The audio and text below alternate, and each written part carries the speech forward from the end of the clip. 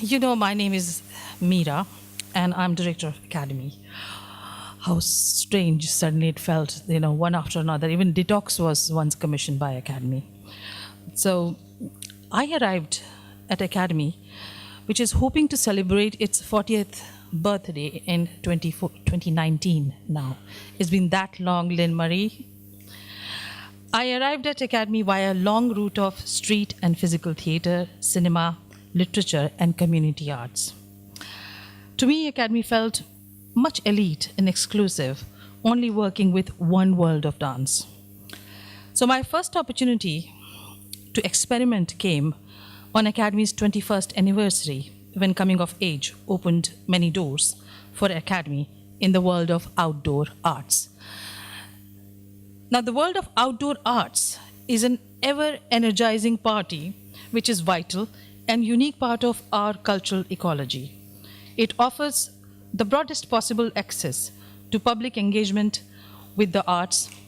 The work challenges and entertains. It is the most inclusive and empowering experience for the artist and audiences equally. It captivates communities, inspires innovation and cohesion. Joyously liberated from traditional spaces, it's a key to effecting social change and opening up culture with challenging, engaging, and sometimes confrontational work. I've been on the board of Independent Street Art Network for the last 6 years, and therefore this session is being curated by Akademi, because we don't talk about that world in the world of South Asian dance. Actually, even in the world of dance, we don't talk about outdoor arts. So ISEN is a national membership and strategic organization which brings together many diverse parts of the outdoor art sector. It advocates, encourages the development of outdoor arts, and has a membership of about 170 people and companies. So I'm pitching for you to consider even taking the membership as a board member. It is celebrated for creating memorable conferences and delivering quality guidance toolkits for the outdoor arts world. And in this session, we will applaud and discuss the work of many South Asian dance artists and companies who have been commissioned or have dared to go beyond the traditional framework of performance world. From Shobna Jai Singh to Nina Rajrani in London region, from Sonia Sabri to Annapurna, and dancers and dance makers have established a presence on the unconventional canvas of performing art. Companies like Emergency Exit Arts, Continental Drift, Nutcut have consistently kept our classical dancers like Manuela Benini, who is not here, and Kalidas and Malti Patel, and many more, busy and employed. We somehow don't talk about that enough. So, to establish the context, let me start with a short clip of a DVD of the work, which tells you why I'm here.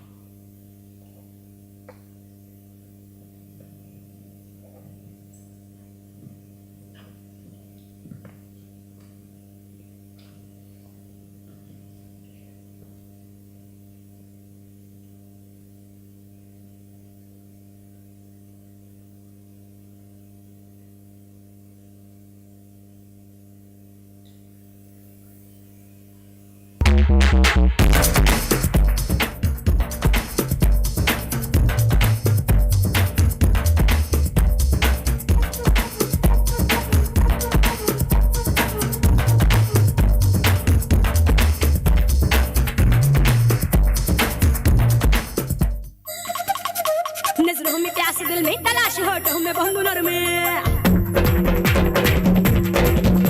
चुन्नी में दाग सीने में आग सांसों में कहा दो गरम नजरों में प्यास दिल में तलाश होठों में बहुनर में अंगिया पर तक कर मारी हूँ सीनों से रंग झलकते तब देख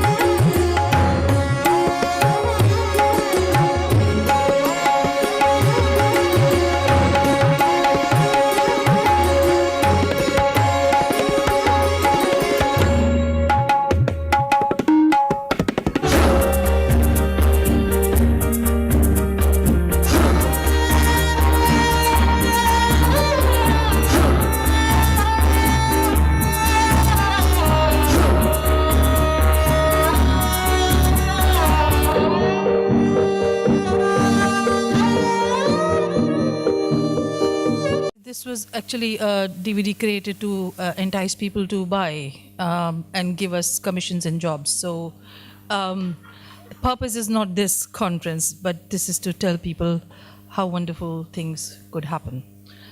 So, the first contributor of the day is Magdalene Gorange. Magdalene, I have known at least for 15 years. She started as an education officer at Akademi and is doing a PhD at Roehampton now.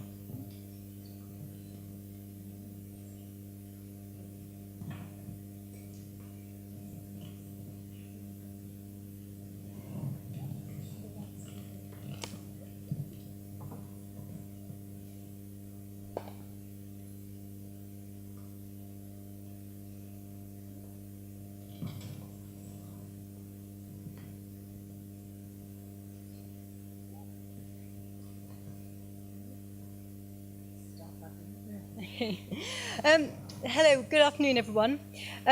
When Mira asked me to talk about taking South Asian dance forms in Britain beyond boundaries, in particular beyond the requirements and constraints of the theatre stage, I was both unnerved and excited. Unnerved because it's a huge subject and not one about which I can claim particular expertise, and excited because it is an area so richly varied and that offers such a huge potential for transforming perceptions not only of South Asian dance forms but also of the landscape that surrounds us. Having parked my disclaimers, I'll turn to the subject, where for me there is only one place to start, and that is with Akademi's Millennium production at the South Bank Centre, Coming of Age. This is partly, I admit, let me just get the slide for you, because I took part in the performance, and so I remember it very, very clearly. But it's also because, coming at the time it did, it felt, as British Museum curator Richard Blurton commented at the time, like a defining moment. Though it took place now 16 years ago, I can still remember the thrill of that performance. As dancers of all ages, representing the whole array of South Asian dance styles, took their places all across the complex, it felt like a liberation.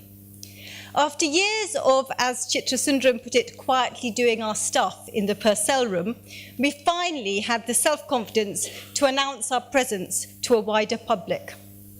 The concrete and glass of the Royal Festival Hall, built in 1951 for the Festival of Britain, became, on those 2 evenings in 2000, the backdrop for a symbol and expression of a new Britain, diverse and evolving, with, as Robin Cook famously put it, chicken tikka masala as its national dish.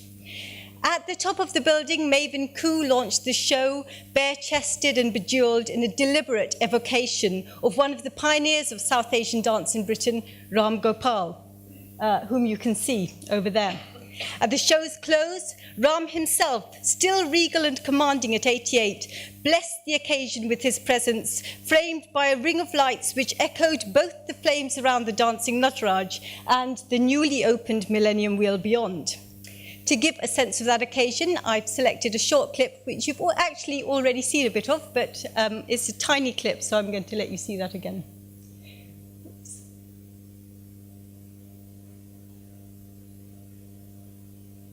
Oh, if I can get it to...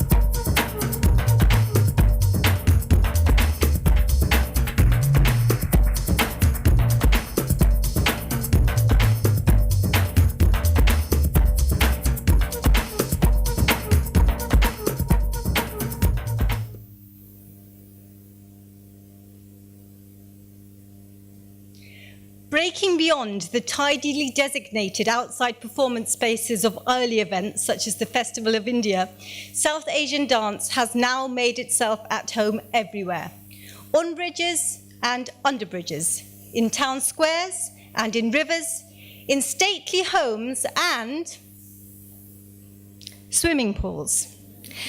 This project shows Balbir Singh's project Synchronized, which combined synchronized swimming and Kathak dance.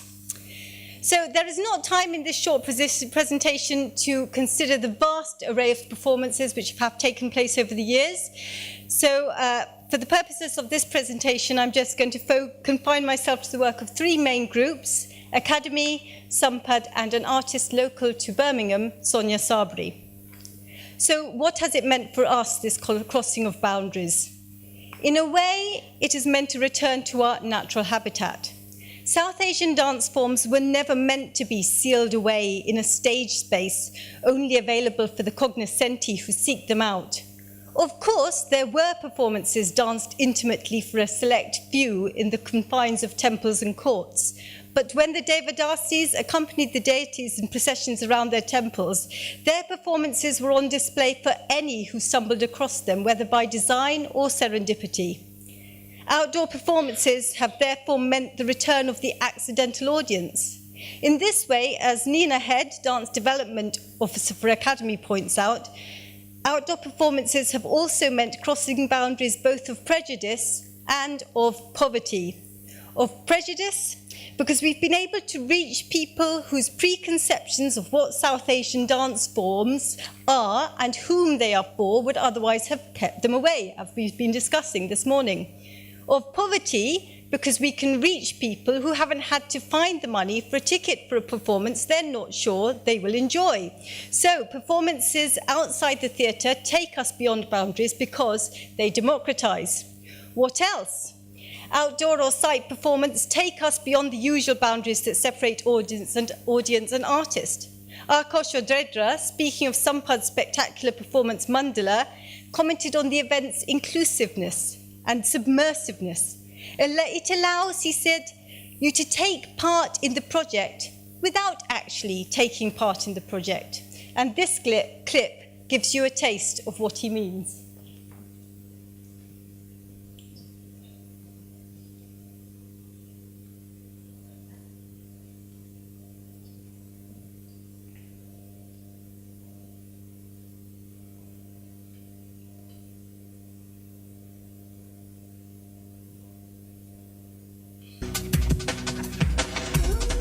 So this section of Mandala presents a multi-layered vision of inclusivity. Two young British Asian dancers tie gungroos around the feet of a small Birmingham child, initiating her into the world of Asian dance, which she can claim as part of her culture as a child of multi-chrome Britain. In a reflection of this, the arts and technology company SEPA's amazing projections show gungroos winding themselves around the pillars of Birmingham Town Hall, immersing the space in a twining wash of life to give a sense that the dancers, the crowd, and even the buildings are dancing.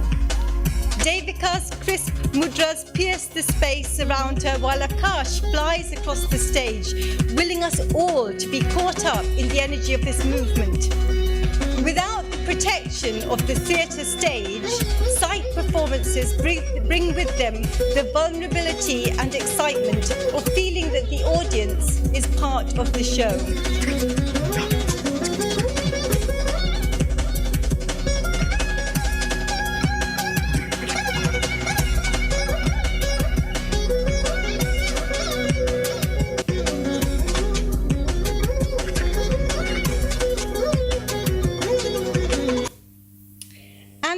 There are shows where this is literally the case. In Sonia Sabri's promenade performance around the Edwardian stately home, Bantock House near Wolverhampton, there were points at which the audience received instructions in the guise of love letters, asking them to take a position in the piece. As the audience members followed these directions, they ended up taking the place of the dancers in a still tableau, while the dancers themselves slipped away. In an extension of this, site performances not only blur the boundaries between artist and audience, but they also destabilize the line between the art and everyday. As an illustration, I've chosen a clip from Sabri's flash mob piece Hadke, performed here in Birmingham city centre. Hatke is Hindi for something other or out of the ordinary, and we can see here that this title fits, both as a name for a very different sort of Kathak performance and for what unsuspecting Birmingham shoppers encountered on their way to Sainsbury's.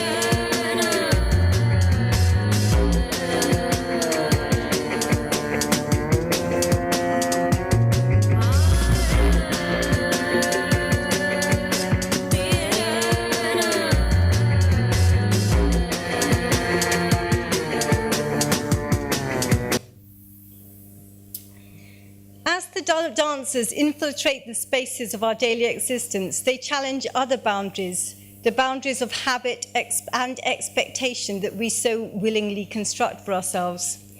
The great pioneer of sight performance, Meredith Monk, speaks eloquently of the power of sight performance to help us see a space anew.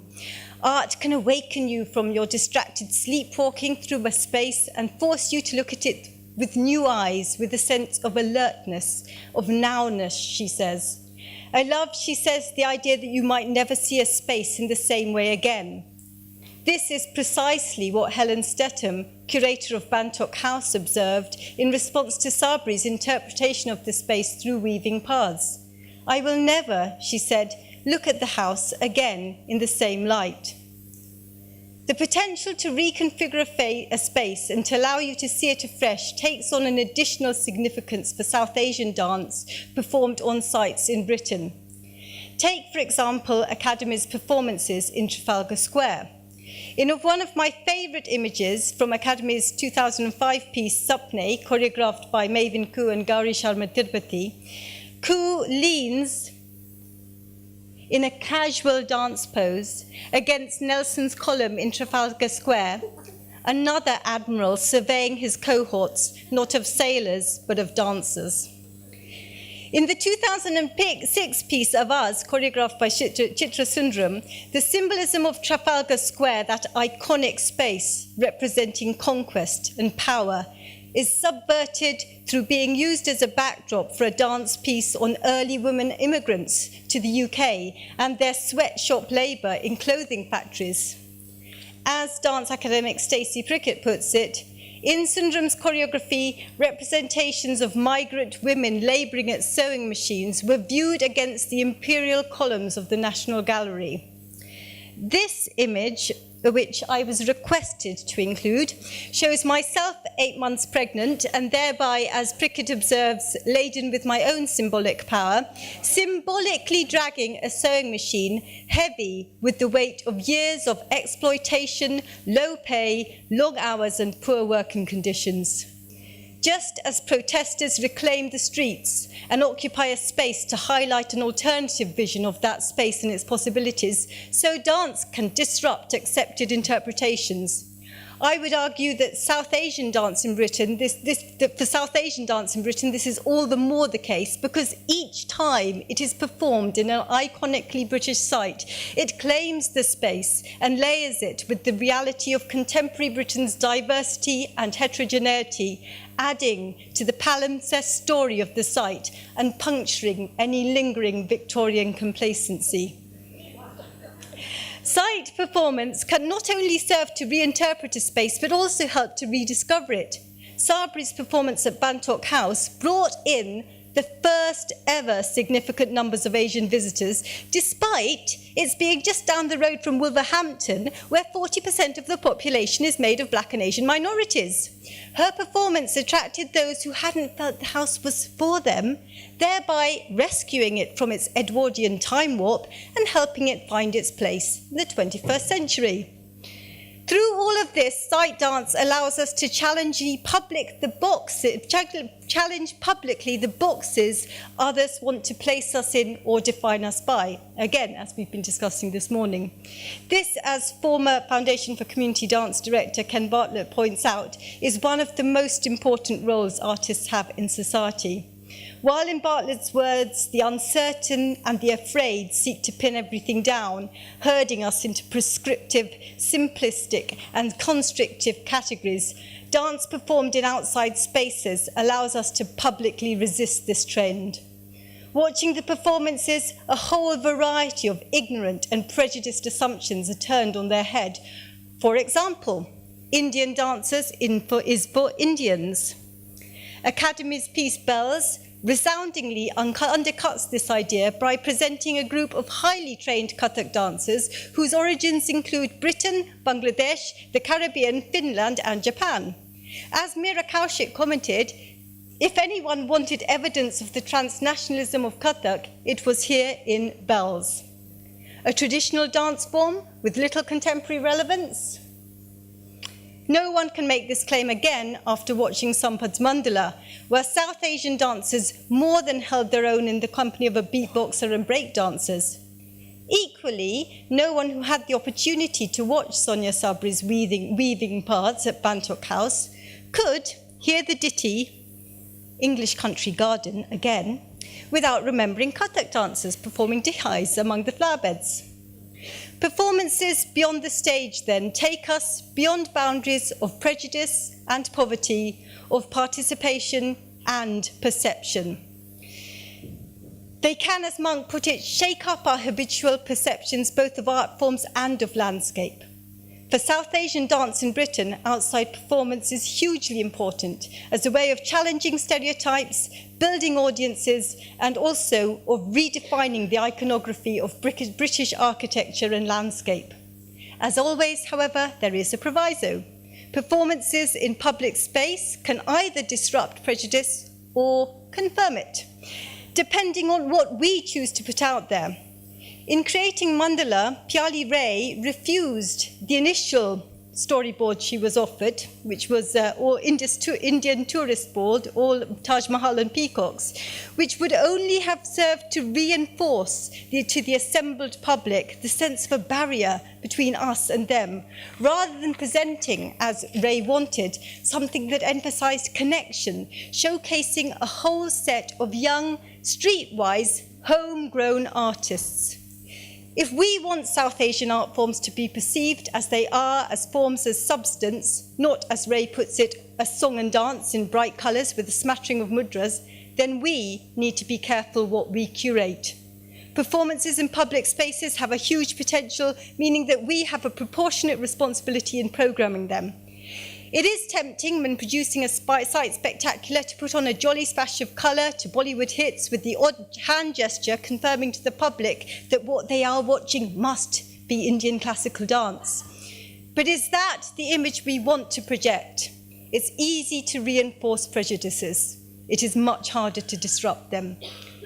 Each of the pieces we have looked at just now challenges us as artists and audiences in one way or another to go beyond our habitual limits and expectations. It's our responsibility to continue to do this and to continue to take our geography, ourselves, our audiences and our art forms beyond boundaries. Thank you for listening.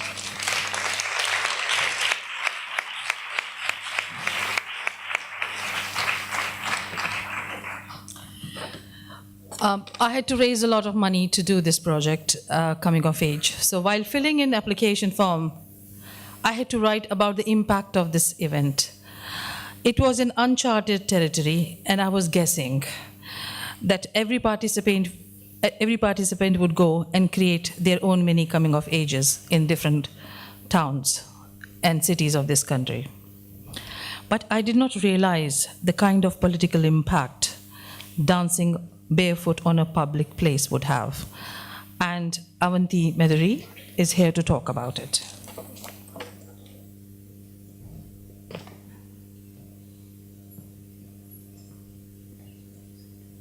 Good afternoon, everybody. I'm very happy to be here today. I'm going to make my presentation very brief. And Magdalene has already given you and us a very comprehensive survey of what has been achieved in outdoor performance. So it remains for me simply to speak about, that was my brief really, to speak about the politics of outdoor performance. This is, as you know, a big topic. We do seminars around this, we do modules around this, we have a whole year-long module on dance and politics at Roehampton University. So I'm going to just hit upon some points for you to consider, that's all really. So, what is politics? What is politics in dance? And what do we mean by politics and dance, right? So politics, we spoke about this in the morning, politics and gatekeepers, politics and the invisible hand, right? But politics is also, as Magdalene was saying, linked to power. Always politics is linked to power, but it's linked to power and also, in our case, in outdoor performances, to space. So, so politics and space and outdoor performance. Now, when I came to start up the program here, become the convener of the South Asian Dance Studies at Roehampton, I was already coming from India and then from the US. And we had heard already about happenings in London, in England, and this brand that Akademi and the national portfolio organizations were creating through outdoor performance was already pretty much the buzz in, around the world in 2000. And we used to call, in India, dancers said, oh, this is Vidhi Natakam, street theatre, or Terukuttu, dance in the street. But when I came here in 2004 to take up this post as convener, I realized this was, as Meera was saying, much, much more. And it was, and that's how my collaboration with Meera began, really, to understand the significance of this one little piece, big piece, spectacle, the coming of age in 2000. So I'll just focus on that one. Anyway, I have published on this, so I'm just going to encapsulate. The coming of age 2000 was a big moment. It was a spectacle performance. And as a historian, a cultural and social historian, for me, this piece, this work, this outdoor performance, this was a seminal moment, a reference moment, because in a sense, it encapsulated the past and projected forward into the future.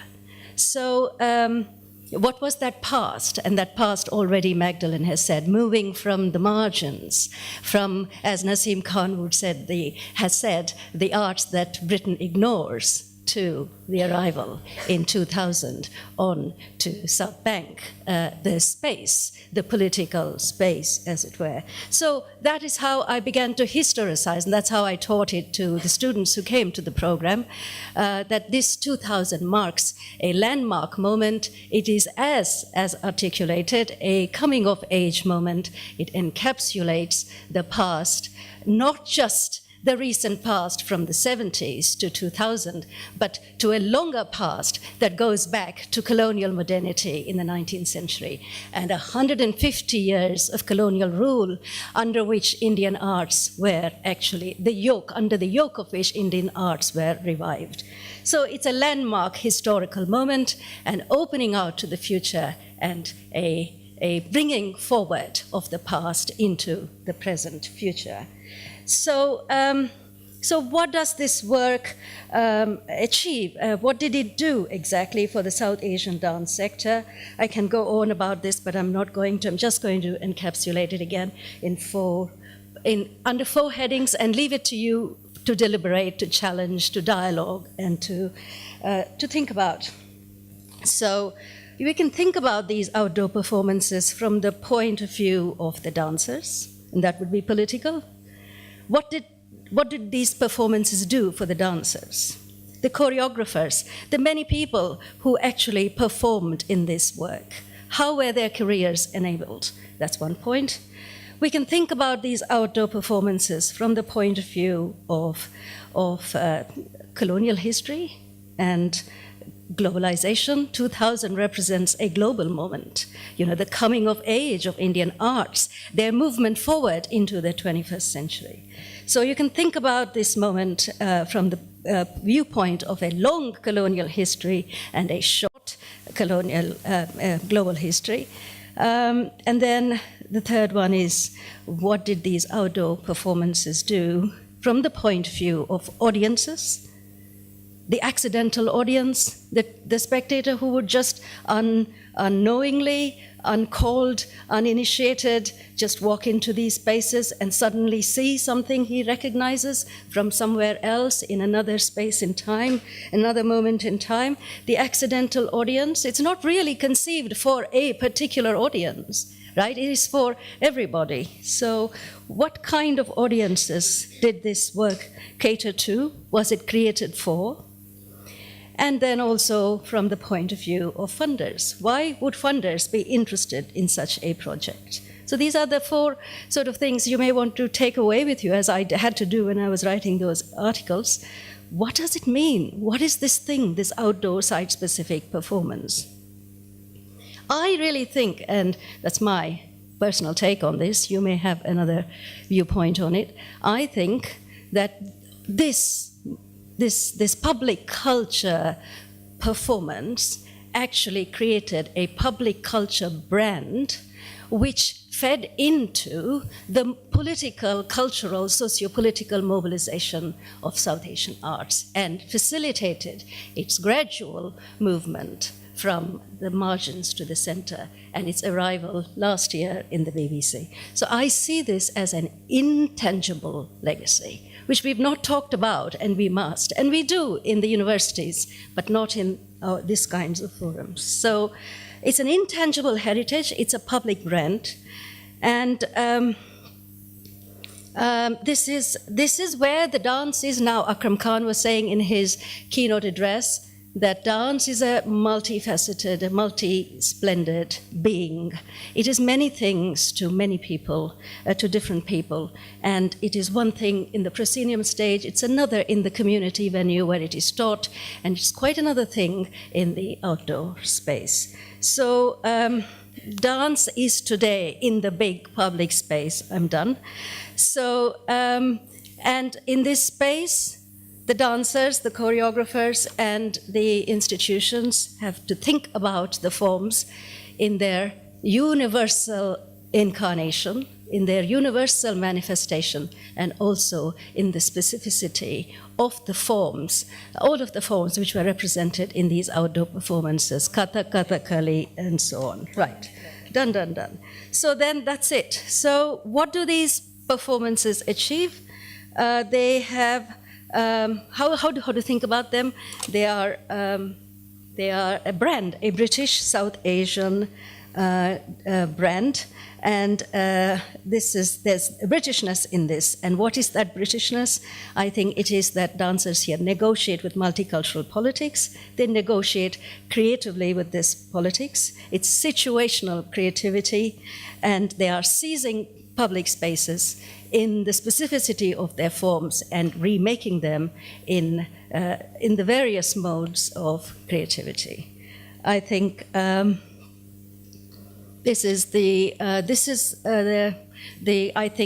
politics of outdoor performances, negotiating global politics from the place and space of the particular, the quotidian forms. Thank you.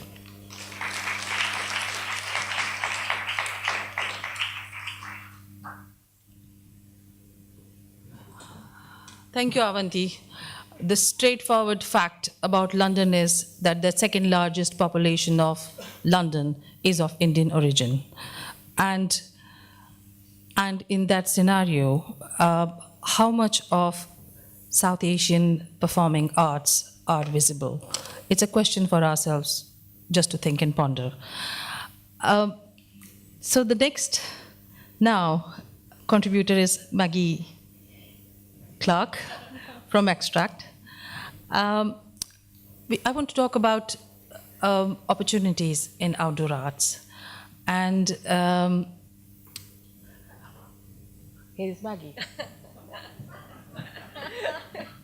Thank you so much, and I must just say thank you so much to Mira for inviting me to be part of this conference. It's a real privilege. Yes, please. And it was really great to see, to be reminded of some of the amazing work that Akademi has done over the years. And it makes me realise that our friendship now goes back for certainly well over 10 years, because I know I was at so many of those performances in Trafalgar Square and elsewhere that you were involved in. And yeah, what a force of nature you are. And I'd like to just really thank you for all the work that you do and for inviting me to be part of this. So yeah, my name's Maggie, and my organisation is called Extracts. We're involved in a few different projects that are all really focused on the outdoor art world. We work on presenting and showcasing a lot of performance work in the context of a lot of public-facing festivals and trying to help artists to get their work seen by promoters in the UK and internationally who can help book and support that work. We're also the managers of a commissioning consortium called Without Walls that I'm going to tell you a little bit more about in a moment. That is also, as well as a commissioning consortium, really, really importantly, it's a touring network as well. And I think we've touched earlier on the importance of touring networks once the work has been created. We also work as a producer for artists, including wired aerial theatre. But I wanted to start to try and rise to the challenge of why, as artists, producers, organisers and teachers of South Asian dance, why you might want to consider working in the outdoor world.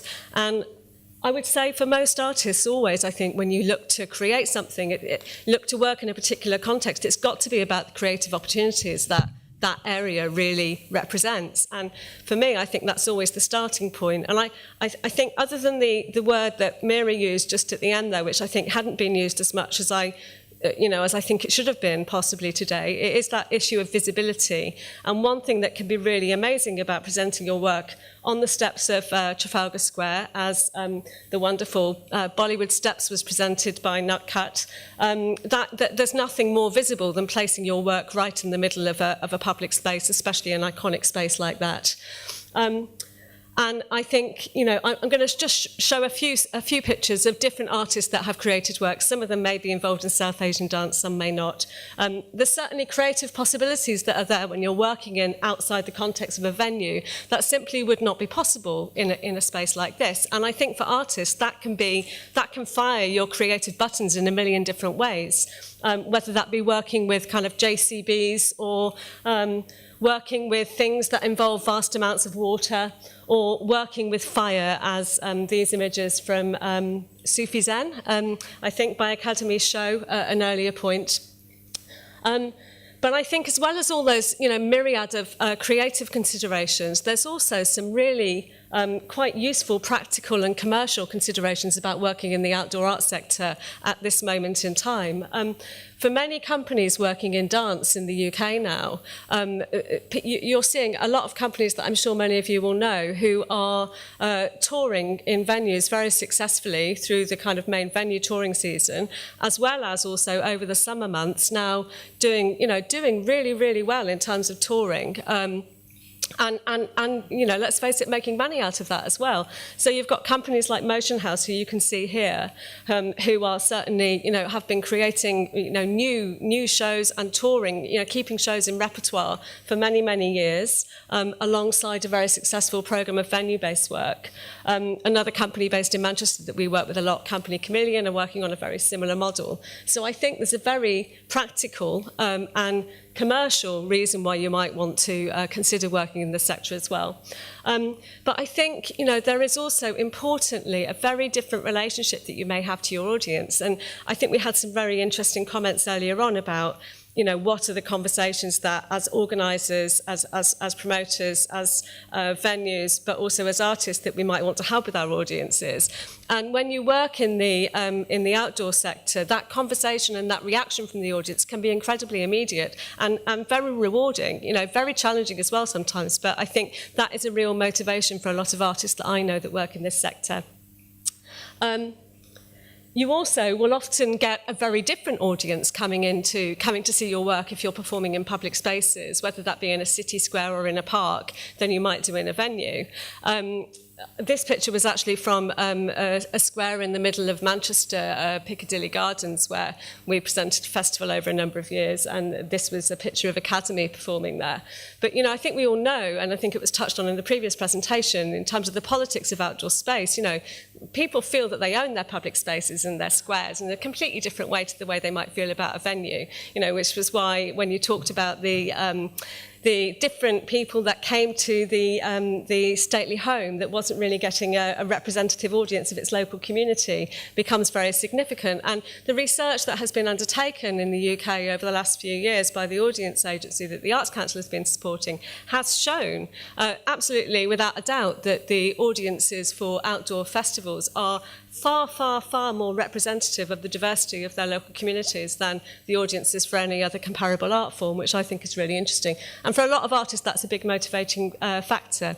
And that is partly also why, that very reason about that opportunity that the outdoor arts has to engage a different kind of audience, is partly why you're seeing strategic use of these types of events by some of the new organisations that are happening around the UK at the moment, supported by the Creative People and Places projects. And for those of you who don't know, that's an Arts Council supported project that is designed to work in specific areas of the country where it's recognised that there is low engagement for art forms. You're finding that a lot of those Creative People and Places projects are wanting to work with outdoor festivals or outdoor arts in some shape or form because they know that it's really good at kind of engaging those audiences. So I think that's another reason that you might want to think about it. There's also a number of festivals and events in the UK that are regularly commissioning, as well as what we have here in Birmingham with the International Dance Festival Birmingham. I was here, in fact, last Friday to see a huge programme of work that was taking place in the square, is it Centenary Square? In front of, a fantastic programme, and, I think that's been going on throughout the festival as well. And there's also several commissioning consortia. I'm the manager of the Without Walls Consortium, which is just going into its 10th year of work. And we've now supported over 100, development over 100 new shows. We've got 13 new projects that are being supported this year. And just as a bit of information, somebody said earlier on that dance has a relatively short airplay in venues, which I can see, is a challenge when you're looking at kind of promoting a very specific genre of dance within the wider kind of dance sector. But you should know that in outdoor work, certainly in the Without Walls Consortium, more than 50% of the 100-odd projects that we've commissioned are dance or dance related. That may be pure dance, that may be dance mixed with circus, that may be choreographed in a slightly different way, but dance has a very, very big airplay in our sector for obvious reasons. It's not text-based, it travels well, it can communicate very well. And I know that there are festivals that I'm working with on a regular basis who are looking for more work from the South Asian community. So you're knocking on an open door if you've got a great idea and a great project. I'm just giving you a little bit of information here about the number of festivals that we're directly working in by just showing you here that the festivals that are part of our Associate Touring Network and our commissioning consortium. They range from mixed programme festivals like the Brighton Festival, Norfolk and Norwich Festival, which are both on at the moment, to festivals that are specifically only working in the outdoor art sector. If anyone wants to know any more information about that, that's available on the websites, and the web information is on the last slide that I'm going to show you.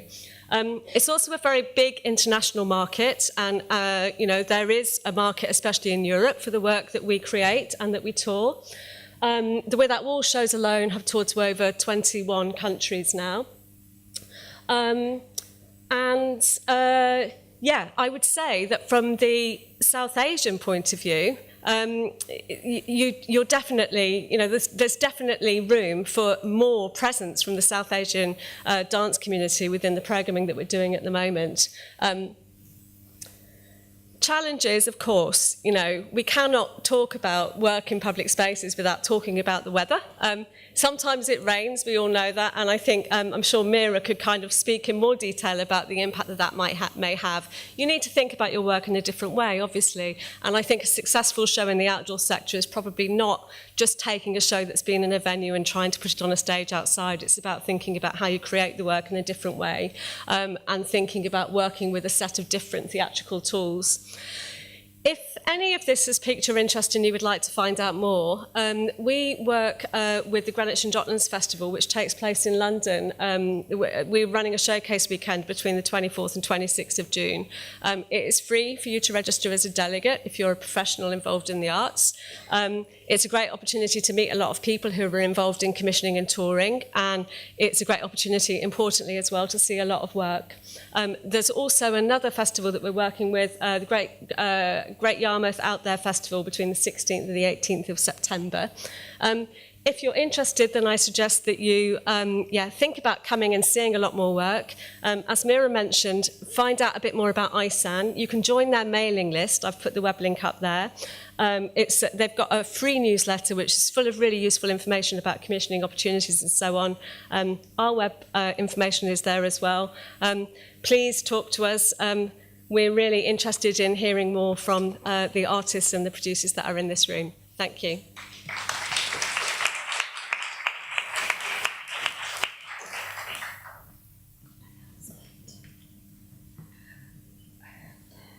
Oh, there will be a short tea break or a comfort break now. People can come out and get tea and bring it back in with them in 10 minutes. In disposable cups, please. Thank you. Presentation is from Ajay Chabra, who is director of Nutcut, whom I met and I saw almost 20 years ago when he arrived as a performer for Moti Roti Patli Chunni. He has had a long, long career as a creator. Ajay, come and talk about another opportunity for South Asian dancers in the world of Mela. We again know that South Asian dancers perform in Melas, but we don't talk about it. But Ajay is also going to talk about his company, Nutcut.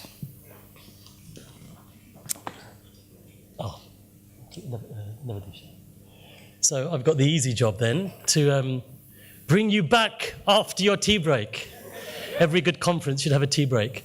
Hello, everybody. It's a pleasure to be here. Mira, thank you for that introduction. I remember that moment specifically because her son said, "That's the man. That's the man. I want to speak to him." And it was a pleasure to have met Mira back then.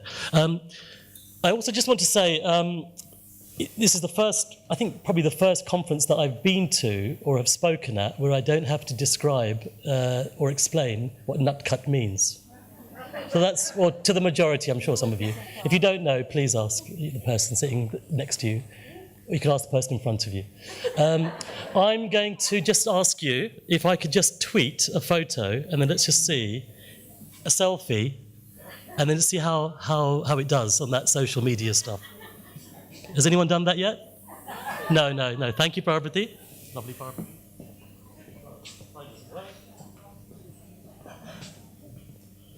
Okay, we'll work that out in a second. Can I use your phone, Parvati? Sorry, this. Oh, here we go. Right.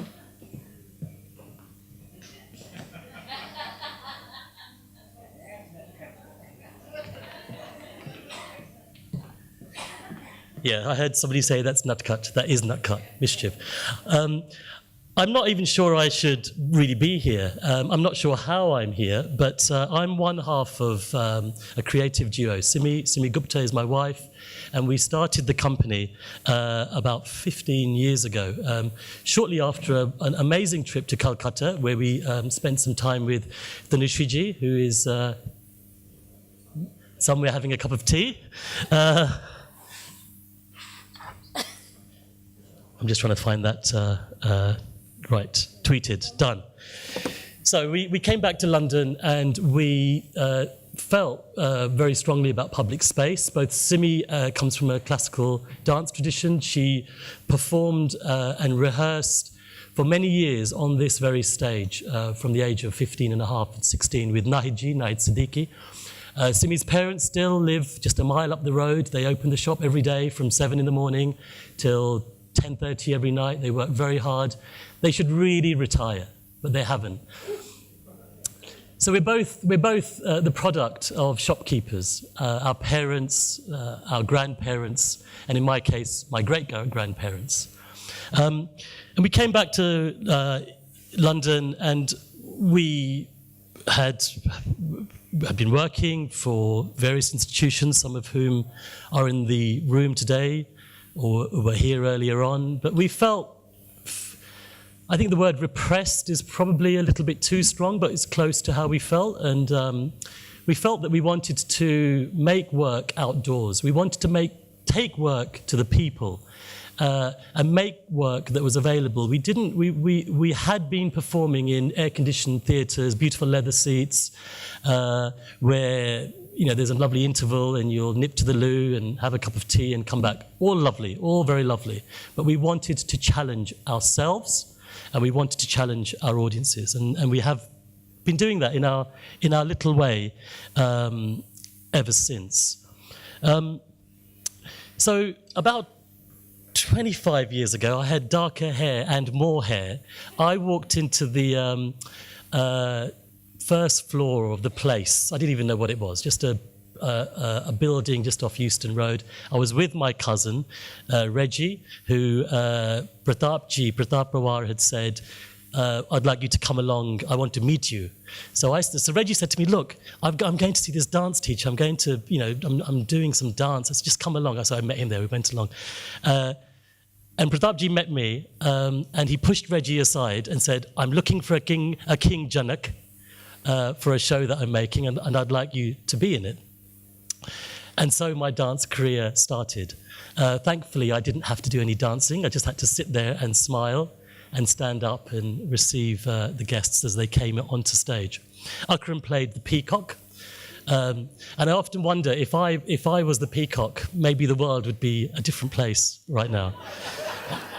Soon after that, after one massive Indian mythological epic, I went from the Ramayana to where? The Mahabharata. So a few years later, with the lovely Sujata and Sanjeevani, who in 1996, during the year of opera and music, created an incredible production of the Mahabharata, at which I played Arjun, the archer. So that was, again, a non-dance role, thankfully. I have 2 left feet. So I'm here in any case, but I think I'm probably here because in Nutcut, dance is really important to us, and dance is, of course, really important to Simi. And we are slightly unconventional in how we present our dance, in that everything we do is choreography. The way we wax lyrical about our narratives, the way we move with our performers, the way we write our scripts, and some of the work I'll show you very shortly. Birmingham is a very important city for us. Simi is from Birmingham, as I said. My in-laws are just up the road.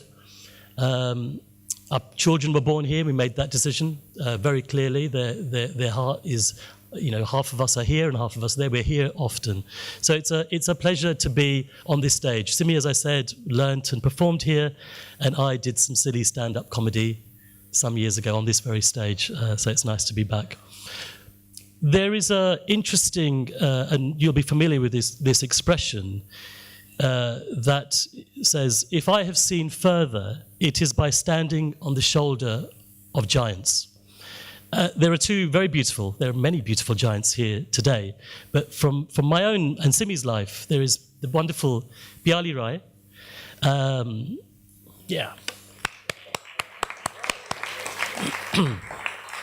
And Mira Kaushik. And both of them, in their own way, have quietly and effortlessly, and with some pain, I guess, have just kept going. They've just kept going, and they've had a vision, and they've, more importantly, had a mission. And I think we're all very grateful for that. Let me tell you a little bit about Nutcut. I've written this down. I'm sorry, I'm probably running out of time, Barbadiana. You're going to give me 9 minutes and all of that business. Well, I'm just going to keep going, all right? Because everyone else did. Anyone tweeting yet? Who's tweeting? Is it all going mad? It's all going crazy? So Nutcut has long set out our vision as a performing company that seeks to educate as well as entertain, whether it's dance, comedy, or interactive theatre. We seek to explore alternative histories and narratives and shining light into unexpected corners of the human experience. And this unique approach is born of mine and Simi's outsider status. We're working class and proud. We're the children of immigrants. We don't hide any of that. We're more than happy to work in shopping centres or auditoriums or in melas or on the streets. But the most important thing is we treat all of those places in exactly the same way as we teach, as we respect and teach all of the people that we come across and work with. Whatever the setting, the aim is never to deliver the audience to their destination, but rather make them walk a little on their own way, allowing personal, interpretive powers to take hold. And as such, accessing the wonderfully adventurous minds of young people is often a key driver of our new work. And we're often actively seeking new paths for engagement with families and young people beyond the traditional notion of audience, be it in production, performance, or workshops. Now, collaboration has always been a central tenet of our work. The development of dynamic and diverse teams of associate artists, talent who can challenge, co-opt, and reinterpret our vision and creative output has been the core to our success. And we hope we've slowly started to see a new generation being ushered through some of the work that we've done. Much of our focus, as I said, lays on outdoor work and the democratic notion of bringing art to the people by repurposing public spaces and transforming the shared environment into a shared experience.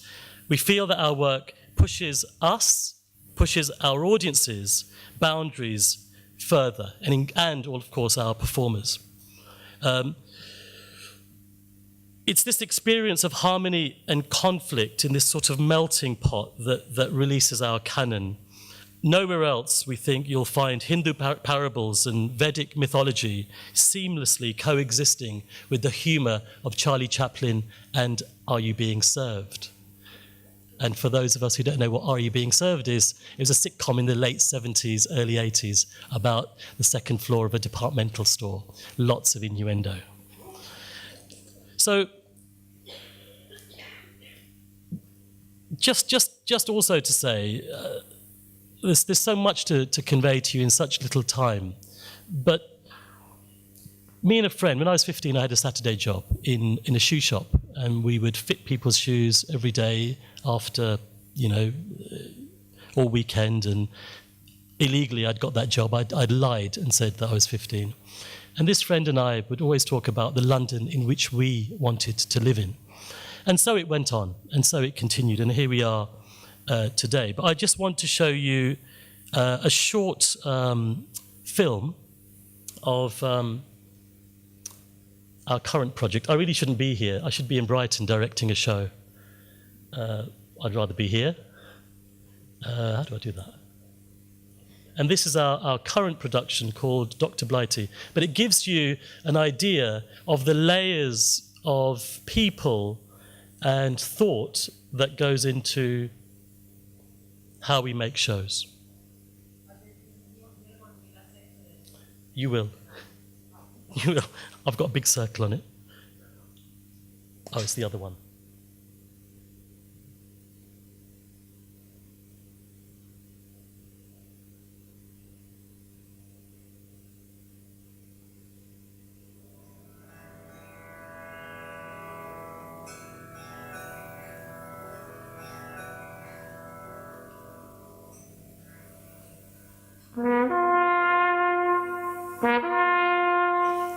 Between 1914 and 1960, buildings in and around Brighton were used as hospitals for Indian servicemen of Muslim, Hindu and Sikh faiths who had been wounded on the Western Front. The focus of Dr. Blighty is the Royal Pavilion Estate in Brighton, which was the focal point for the hospitals. The very room in which we're standing in today was a hospital ward, as were many of the other rooms in this building. When the soldiers, having come back from the Western Front, they would have woken up to this Technicolor, to this incredibly designed building. Through a series of performances and installations which involve projecting onto the Royal Pavilion using animation and video mapping, a classical music concert with the Philharmonia, working with an ensemble of actors, working with academics, artists, community participants and students, Dr. Blighty is an ambitious project. Thousands of letters were written from the Western Front back home to wives, mothers, daughters and sisters. And it's the emotion within these letters that Dr. Blighty is trying to bring into the public domain. It is these letters, the propaganda and the censorship, that give us an insight into the lives of these young men and gives these many anonymous soldiers a voice. The project essentially will project a 100-year-old story and make that story into a contemporary story for new audiences for the future. मेरे पास तो बांसुरी भी नहीं है। क्या तुम किसी तरह मुझे बांसुरी दिलवा सकते हो? अगर हाँ, तो बखुदा ला दो ना।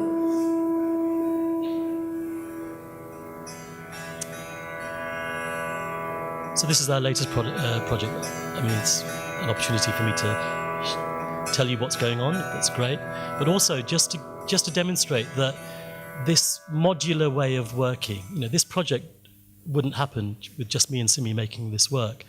A whole range of artists and have come on board to make this project. Dancers, artists, designers, the whole gamut. I mean, if you do have time, please if you can make it to Brighton. This is really important for us. We don't, we set off, doing the whole kind of nut-cut stuff of doing the kind of Technicolor craziness of using water and fireworks and lovely Bollywood dance, which really put us on the map. Bollywood Steps was a seminal piece of work for us. Mira has talked about taking dance from the temple to the square. I think we just took it a stage further and took it from, with Bialy's help, took it from the square to the palace. So our show at Bollywood Steps ended up being a production in Buckingham Palace, and they weren't ready for it. They'd never presented anything in the ballroom of Buckingham Palace since Mendelssohn in the late 19th century. So then suddenly we rock up, with dancers with very little on, and big music, which wasn't quite what they expected, but. That's really important for us. This space is also really important. This is a World Heritage Site. It's a UNESCO site. Conservation is at its heart. They've never, ever allowed artists to come in and redesign the space. And it's been a fight all the way. And I think that's a really important tenet of how we try and make our work exist. So I often have to remind myself, if you're a Punjabi, as I am, and if you're the son of a Punjabi and a grandson of an indentured labourer, then nothing's going to stop you. You can throw anything at us and we'll still make the work last, particularly work like this. The letters were written by our poet warriors, often described as illiterate villagers, which they weren't. They were the poets of Punjab, they were the poets of Kashmir, and they were the poets of Nepal. So it's when these stories become really, really important, and the work that we do is performed in the place in which that story was told, it has an extremely different relationship with the audience. Mira, I'm conscious of time. Mela is Mela is my heart and soul. Mela is my Glastonbury. And I started the London Mela off many years ago and have worked on many others. And it was a time when people were saying, you can't use that park. Nobody will come. You know, the Asian community are middle class and they want to go to the South Bank and they want to go to the Place and all these other places.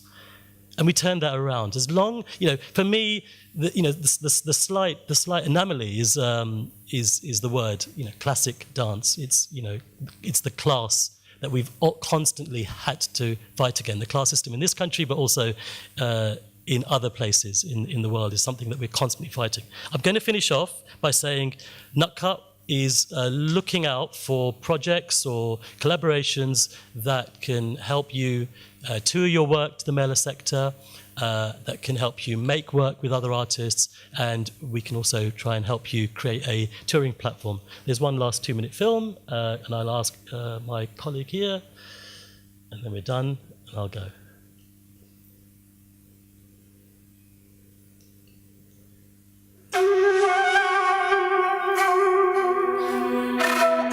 So this is the pavilion, and for each night from Tuesday to Saturday, those of you who can come to Brighton, we're video mapping the entire eastern facade of the pavilion with 27 projectors.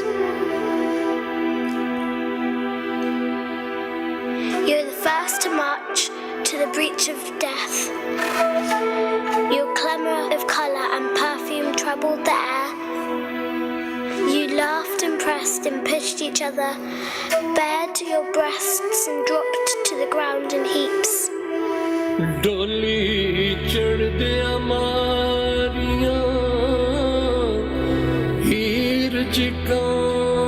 This is Hiranja, the Varis Shah, 16th century poet.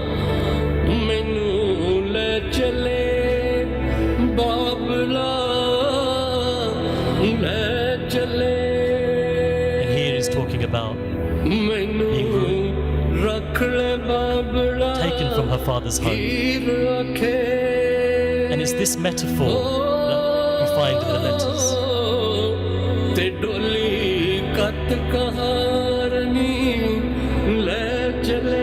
Tagore lived in Brighton. I've got 1 minute left, sorry. And it was important for us to involve the people of Brighton in this story. So all of the voices that you hear are normal people.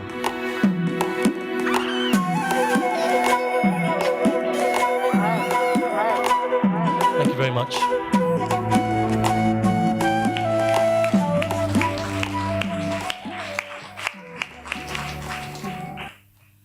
Okay, now talking about the dance. And I'm so pleased that Lina is here from Mimbre, and she has created some stunning work for outdoor work. So as a choreographer, what are the challenges and the joys of creating work for outdoor arts? Thanks.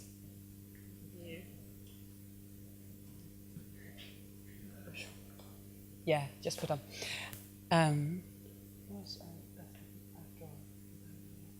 Just put on a slideshow. So I'll just be showing some pictures in the background of stuff we've done. Thank you for that introduction and for the invitation, Mira. I've got a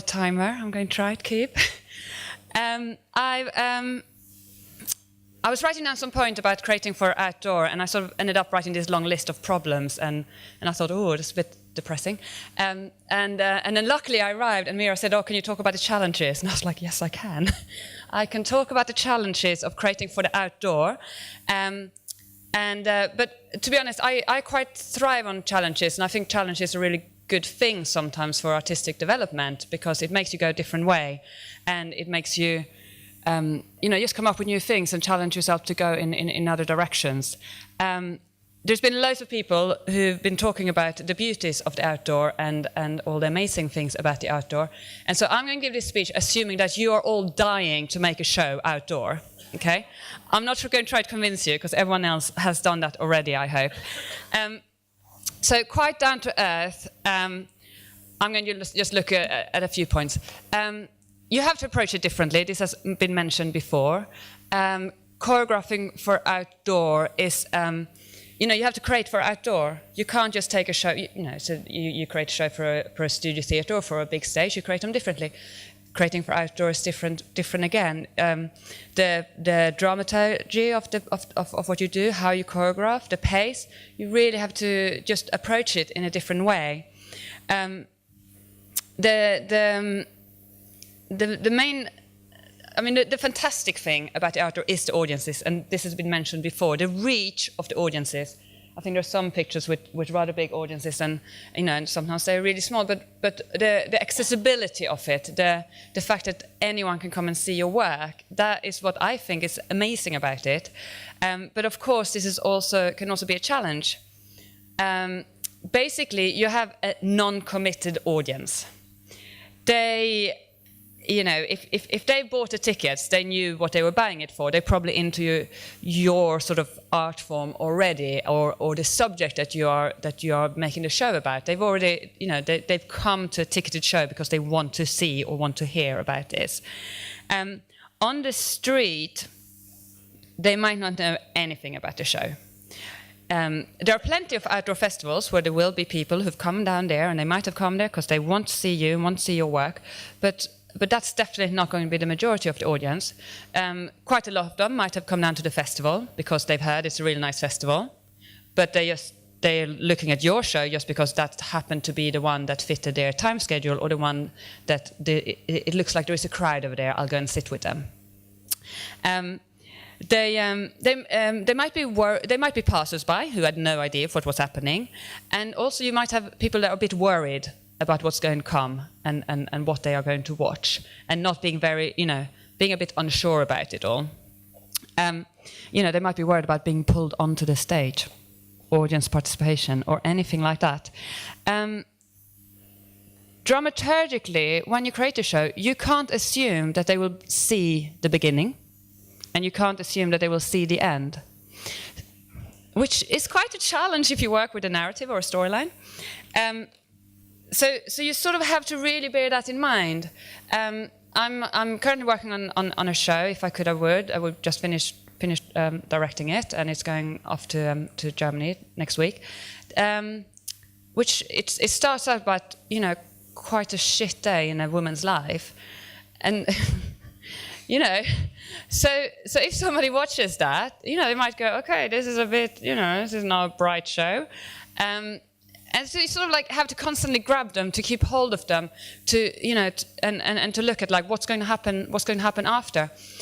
If you go really dark and really grim in the beginning, it's not only about holding their focus, but it's also about the fact that you don't know who is in the audience.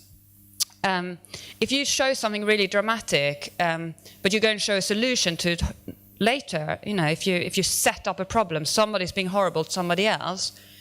There might be a 3-year-old in the audience who is being pulled away by their parents, and they will never know, the comeback. They will never know how the solution was solved. They might just have seen that situation and gone, oh. And so there's a real sort of, I think one of the biggest challenges when you work with trying to create a story, and especially if you want to create a story where you're putting something negative that you're then trying to solve. I find it quite hard to explain that, but I'm hoping you sort of get an idea of it. You basically have an audience, like I say, that can be totally different ages outdoor. you might very well have like the 5-year-old and then their 93-year-old grandpa. And my aim is always that they will both walk away having taken something from that show. But of course that's a massive challenge. You know, you have to really open your mind of who your audience is rather than just creating for this specific little group that you think of as your audience. It's like you don't know who your audience is when you're out there. You don't know what background and knowledge they hold.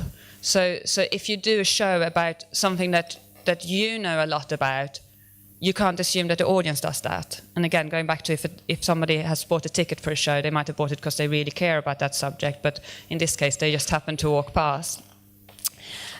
So you have to like try to explain that setting, but without being patronizing, because you might also have loads of people who came because they wanted to hear about that subject. Again, my show is sort of like about, you know, everyday sexism, that joyful thing of people not being nice to you for no apparent reasons. And, you know, I do want a hardened feminist to walk away having taken something from that show at the same time as Joe the bloke walks away and goes, never thought of that. And I do want them to both have, you know, taken something from that show. Big thing is about focus. When you do a show outdoor, if the focus from the audience drop, they will be gone. As soon as the focus drop. I mean, I love really like slow and you know, building of tension. And when I create indoor, I would, you know, love to use. I do use that. But outdoor, it's only so far you can push it. Because if you drop, if the focus doesn't work, if they get distracted by, you know, whatever else is happening, they will be gone. You know, if they're focused, if they switch off, they will start to think, oh, need to buy milk. And off they go to buy milk. This is petrifying, you know, but it's also something that will help you to, you know, well, it forces you to develop your craft. Don't compromise on your idea, but sharpen your story, sharpen the pace, sharpen the rhythm. You know, creating different layers for different ages, different background. And I think it forces an honesty of yourself and from your performers. There is no fourth wall, there is no second wall, there is no third wall, there is no first wall, there are no walls. So, you know, there's a lot of things to deal with about that. I think you use the directness, the fact that you have the directness is the amazing thing, and the intimacy that you can create by that. People love seeing, especially with dance and what I use, acrobatics as well. You know, they love seeing the muscles up close and like really being there next to the, you know, feeling like the dancers are, you know, going to jump onto them. That's a real, you know, something amazing to work with. You know, allow them to really be part of the show, and just by like really inviting them in, don't switch yourself into your own world, really invite them into your world. Allow them to react. When they like something, allow them, you know, they can clap, it's fine. They don't have to be scared of this switch between the auditorium and the artist. And you get so rewarded by it. You know, people come up afterwards. If you hang around straight after a show, 1 minute, hang around straight after a show, you know, people will come up and talk to you in a way that after a theatre show, I find they don't do. Site, I mean, like you've seen so many photos of, you know, especially with Akademi and loads of the other examples, like really use the architecture. If you can go and visit a site before, or even if it's like a touring show and you just arrive at the site and you decide where to set your show, the settings you can get as your backdrop, they beat anything that the designer can come up with. But bear it in mind when you design the show. There's a lot of logistical challenges. You know, you will be on uneven floor, which is obviously quite challenged in with dancing and acrobatics, and sometimes quite an incline. You know, you might be on grass, you might be on gravels. If you use something like wheels on your set, they might not roll on the grass or on the gravel. There will be footballs coming in on your stage sometimes. There will be dogs running onto your stage. There will be small children running onto your stage. There will be rain, it will be hot, you will be sweaty, you'll have the sun in your eyes. The wind will blow away anything off your set that's really light, and it will blow away really heavy stuff as well. So my advice is work with the tech team or with a designer who has worked outdoor before, or invite someone who has into your process, because they can flag up things that are obvious for them that you would not even have thought about. There you go. And then, yeah, be prepared how much the show will change. It changes massively when you go outside. Any show changes when you put it in front of an audience, but outdoor, believe me, it will change so much more. If you have a chance to rehearse it outdoor or preview it in a community center, in front of friends, in a park, whatever, to small invited audience. Just put it outside if you can. I say that, it's really hard. We often don't manage. But if you can, it's really worth it, because enjoy the change, work with it. So most of all, just enjoy. It's the most honest, exciting, exhilarating, brilliant world, and it's a wonderful world to be part of. It's like everything is you come to a big festival and celebration. It's great, apart from all those problems that I just mentioned. I don't have a slide with our, we're Mimbre, mimbre.co.uk. I think I'm in the program. So please visit our website or send me an email if you have any questions. Et voilà.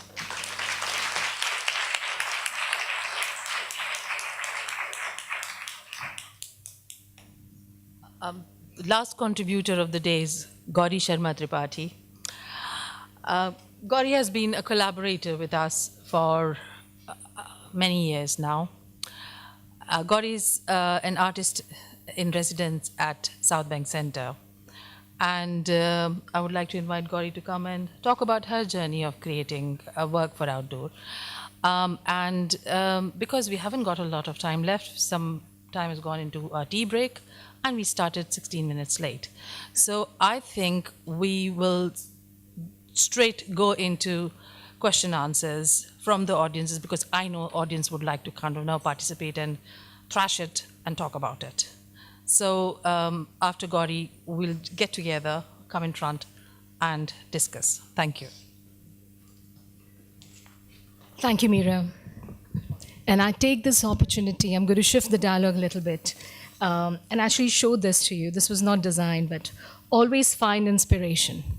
And I take this opportunity today to really commend and thank people who have actually instigated me thinking beyond the four walls of the proscenium, to really think beyond just not the body, but really talk about and think about what dance is for me. And today I'm going to just share certain, just a little bit of journey, some pictures and images, which will continue going at the back.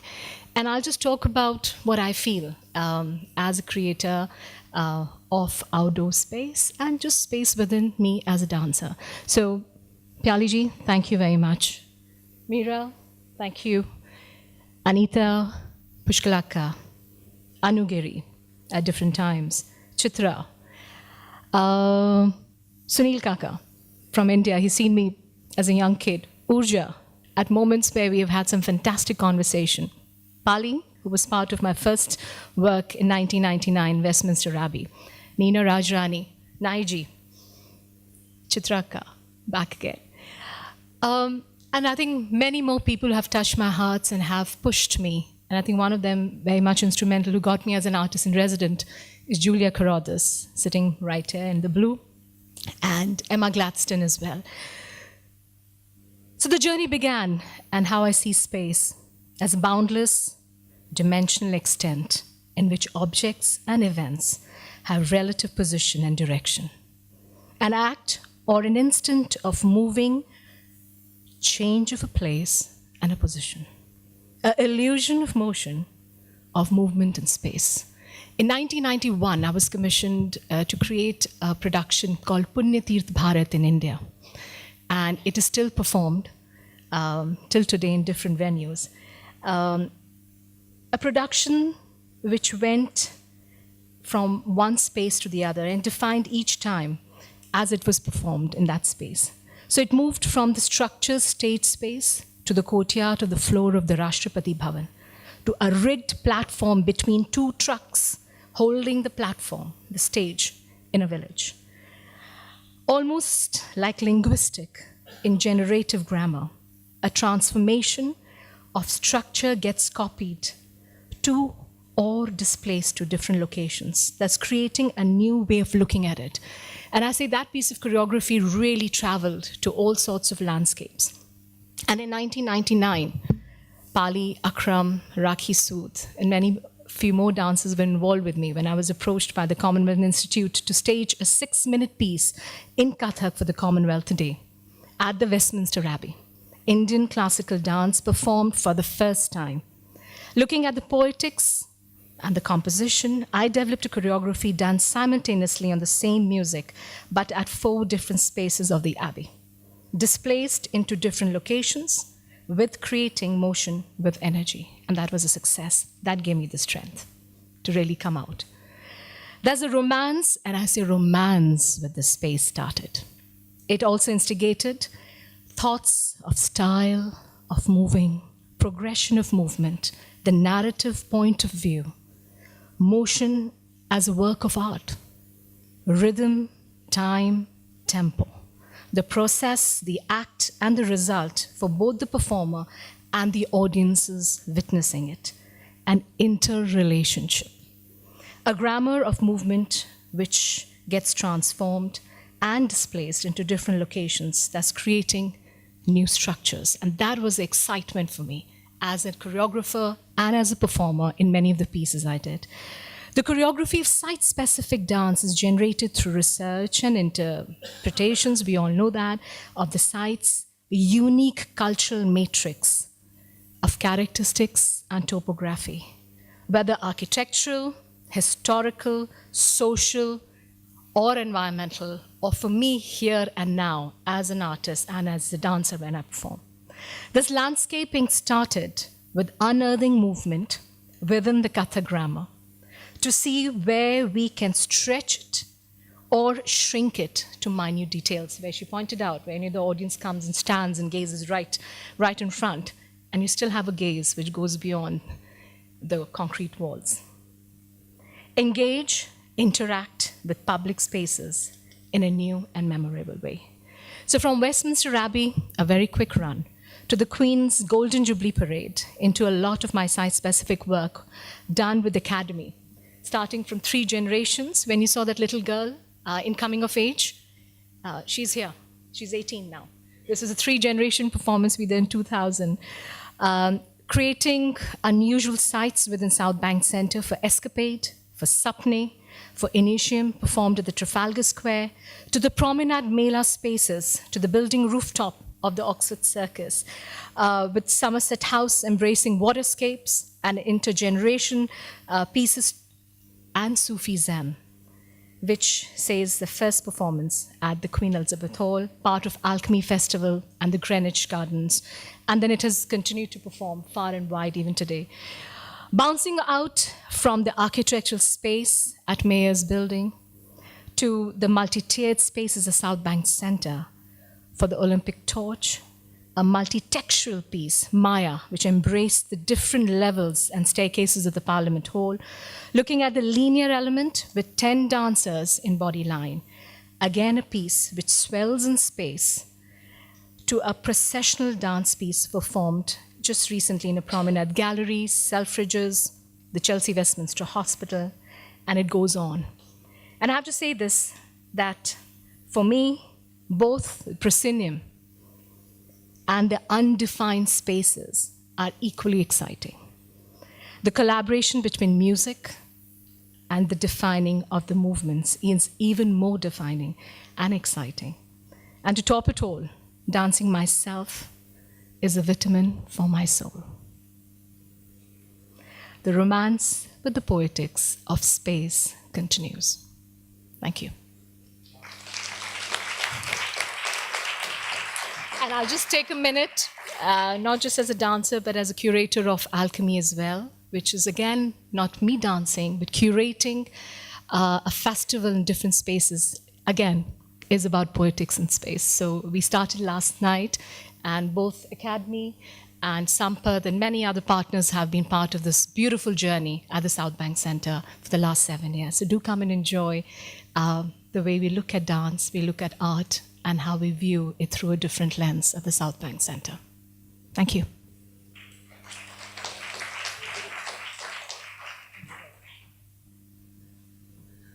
Thank you. So it's 5 o'clock, and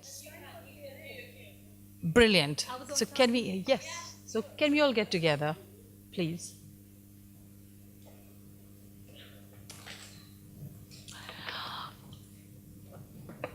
I would like to really, I know how restless everybody is now. And attending an event where everybody is kind of just talking at you is just not a good idea. So I would like to really open it up with many thanks thanks to a lot of people who have enabled me and Akademi to reach at this stage. You know, Emma Gladstone, where are you? Julia Crada, lots of wonderful kind of, you know, funding officers, advisors, people who have sat on different panels, Pushkala Gopal, many of you dancers who have performed, you know, who are here at different stages of our life and have done their own work, which has been kind of hugely successful and applauded. So I would like to open it up and ask you if you have any questions or if you would like to respond to what you have seen. You know, be open and free to comment, to talk about it, to dismiss it, to share what you think has, I mean, that has been part of our 15-year-long journey, which we have rarely talked about. You know, we talk about our artist development with a lot of pride. We talk about our commission, we talk about our work with Indian dance a lot. But this is something which has happened somewhere, you know, hidden. So, any response? Any questions for the panel?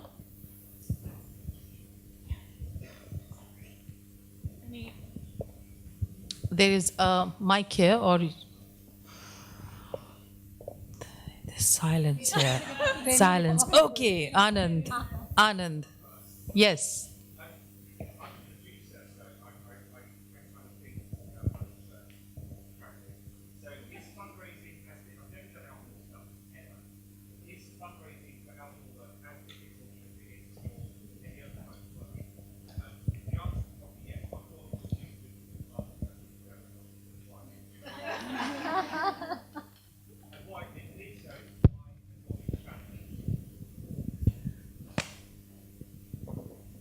Producers? Maggie and Ajay possibly could talk about it. I've got a massive bag full of cash if anyone would like some. And I only know Lena and Mira and a few other people in the room. No, I mean, I think, of course, you know, fundraising is always, I think, is always a challenge. I mean, but certainly, I suppose the economy of working in the outdoor festival sector is different to working in the venue sector. For a start, in most situations, you're not talking about box office income for the venue. So there is already a different economy at work there, which is going to have all kinds of other kind of impacts on how you might choose to go about your fundraising. And also, you have to think about what is practically possible, what is content-wise possible to put on in the public space, because that may not be the same as what is appropriate to put in a venue where you can certainly kind of be sure that the audience have chosen to be in that location. What I would say is that there are some festivals and there are some opportunities to you know, put together fairly substantial budgets, but that's certainly not something that I would say is easy. I would just say that it is possible, because I think when you're talking about events that sometimes are reaching audiences, you know, of the scale of some of the events that we've seen images of today, of course those budgets are substantial. So the budgets that we are conjuring with on a regular basis in terms of outdoor touring, I'm touring a large-scale piece that I know every time the promoter puts it on, not for our fee, but the cost of putting that show on is always going to be probably over £50,000 just for one show. So there is, you know, there are festivals that are sitting on budgets that, you know, that are of that scale because they know that they have to put on work that is going to cost that much. On the other hand, I think the approaches that you would use to raise money, you know, for an indoor production, it's exactly the same. You know, you go to the partners who you think might be interested in having a commissioning relationship with you. We have, as I've explained already in my short presentation, kind of got a network of festivals who are already doing that. I think there are a few key people that can help you, you know, unlock that information. But it is, you know, like anything, a case of building those relationships and understanding those networks over a period of time, which is partly why I was advising you to kind of, you know, connect with the newsletters and attend some of the events that I mentioned. Yeah. I'll just shortly add that as a touring company, a lot of our shows are small scale stroke mid scales, which outdoor small scale is up to like 400, 500 audiences, so it's different how you count it from indoor. Up until now, once we have a show produced, we often tour it without subsidies, or if anything, the tour is contributing to our company, like as in just the training and the keeping going as a company. And that, I think, is different from indoor theatre, where nearly all the tours are subsidized as well. So there is two sides to it. It is getting harder. A lot of the festivals, a lot of their funding was from local councils, so a lot of festivals now have smaller budgets, and now there's even 3 performers seems like a lot suddenly. But it is something that actually, like, once we have a show, we quite often, and like Maggie mentioned, also touring it internationally. And the other thing, just to reiterate, is that people like the Arts Council really recognise the reach and the wide reach of the audience and accessibility. And the audience agency, again, like mentioned, they've done a big document of those numbers, of the sort of audiences that you reach, and to use those really strengthens the funding applications. We produce all of our own work. I never think about the money to start with, ever. But people have different approaches. If the idea is good enough and strong enough, and the strength behind it is direct and clear, I think one has to decide how large that project is, or how small, as Lena was saying. I think that is the only way, I have to say. I mean, there's layers and layers of producers and networks and funding organizations, but I think when we strip back, and perhaps when you look back on this conference, it is the artists who pull together and tell the story, and what follows is the caravan. Yes, Anu. I've got a question about audiences. I get completely that doing outdoor work, there's a broad reach of audience. But how do you, evaluate engagement? And ultimately, when it's an incidental audience like that, how much do you feel that you're really building an audience that will fight for the arts when we're at the very edge of wanting arts in our community? That's why I called it intangible impact. You can't really, quantitatively assess how many people were there, what they will do. It would have to be an indirect impact, but it's nonetheless a large-scale impact. But when you're dealing with public subsidy and accountability in that way, you have to surely show value for money and value for where subsidies are involved. If it's not public money, that's fine.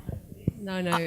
Every event that I'm involved in, I'm not saying there aren't that are not working in that way, but every event that I'm involved in is dealing with public subsidy, often from local authorities, often from Arts Council as well.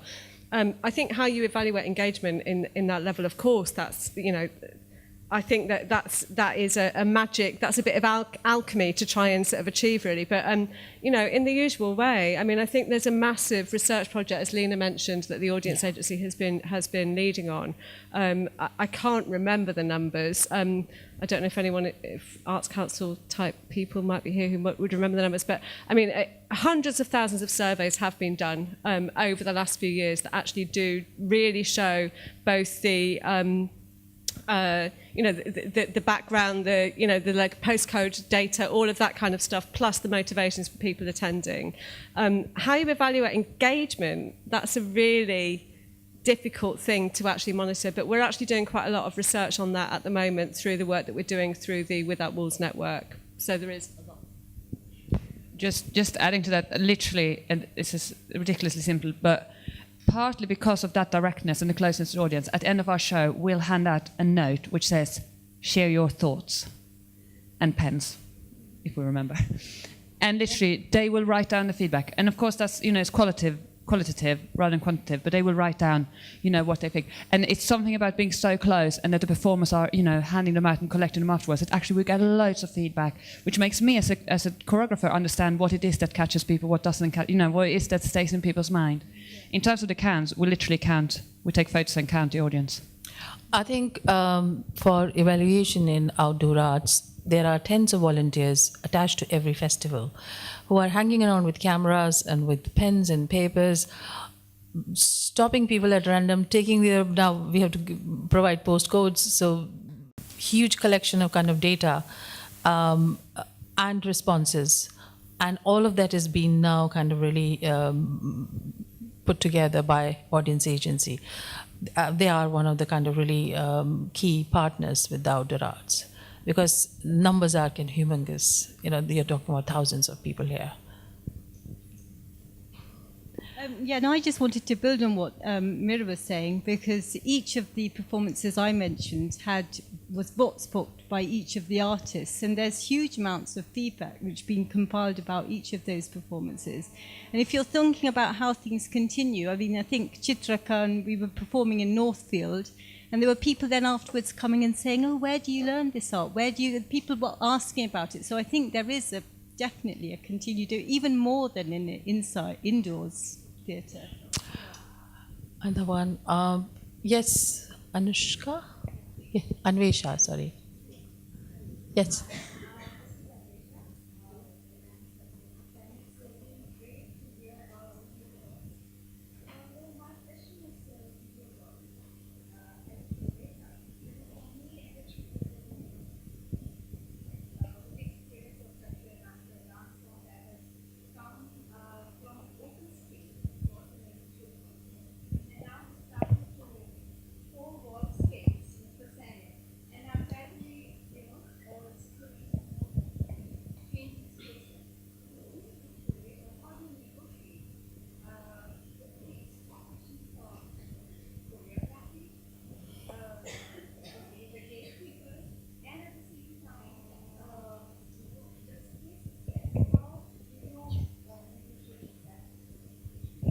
Okay, that's an interesting one. See, for me, it's about the truth and an honesty in which I curate the form or the grammar, if I'm doing the Kathak thing, or if in your case, to extend it, to stretch it, to look at the rigor, and that is what my main preset is. That's a seed on which I rest my work when it comes out to it.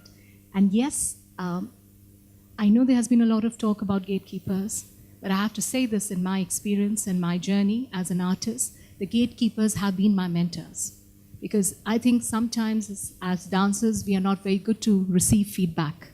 And I think that feedback has been true in allowing me to rethink, readdress, and there is a reason why that feedback has come, and thus you readdress, you look at the mirror again, and you start your journey back. So I think they're twofold in terms of how I see and how I project my work.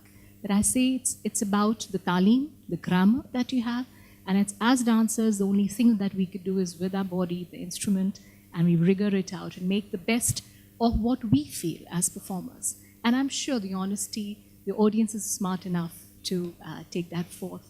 And translating into two spaces, I find it absolutely exciting. You shrunk it, you make it bigger. The projection, the dynamics, and the experience of a closed gauze space to an open outdoor space under the skies is, I think, equally. And I think we are blessed to be able to dance and share our passions. So there you go. Thank you. Okay. Last question. Okay. I actually just wanted to follow up on Anu's question, so sorry if it's got the same theme. I think I'm slightly playing devil's advocate here, but when we're talking about public subsidy and the type of numbers of people we're reaching, there may be the negative effect of someone in the audience looking at this and saying, this is my tax money, look at this, it's all being wasted, or a councillor who's looking at it and saying, why are we putting all this money into this? So the question is kind of twofold, that one, is there a kind of some type of PR campaign to kind of explain what the engagement, what the accessibility and what the benefits of what we're doing are? And the second question is slightly political, where I know that a few years ago David Cameron had said that he only wanted to have profitable arts, and he didn't understand the concept of not having profitable art. If that type of viewpoint comes forward, what's the contingency for funding? I want to talk about that. Most of the outdoor arts festival now are pushed to have ticketed events. And that's a new trend where you don't have any more free events. And every festival has got kind of now an enclosed space where there are ticketed events. I think every councillor would like to kind of really see a large number of people from his ward attending outdoor events or events where they are able to kind of really see the value for money. So outdoor arts is really, really something which ticks the box for the politicians. We do have a big PR campaign, at least Independent Street Arts Network was funded by Catalyst together with a whole consortium of several other agencies we know who got together and worked to promote. But, you know, one-off funding is not such something which is a solution to kind of really issues like PR and campaigning. So we've done, and Lena. Can I just add one thing to that? I think most indoor shows, most seats, most indoor audiences are more subsidized than the outdoor audiences. Yeah. And I think that's not recognized at all. And that's what I query. There's somebody who easily spends £50 a ticket, and they could spend £60 a ticket. Why are they getting subsidized then? Yeah. And as well, I mean, I think you make a really good point, though. I think it is important to understand the kind of value and the cost of what you're doing. I really, really believe in that. I think it's really true, and there's absolutely no way that I would ever take public subsidy for granted. I think we have to take a huge level of responsibility for that. Sorry, are we being told to finish? So I was just going to say that the economic impact of most of the events is generally agreed to be extremely high, actually. Yes. I just want to hear from Lynn Murray, who's here. I can see you.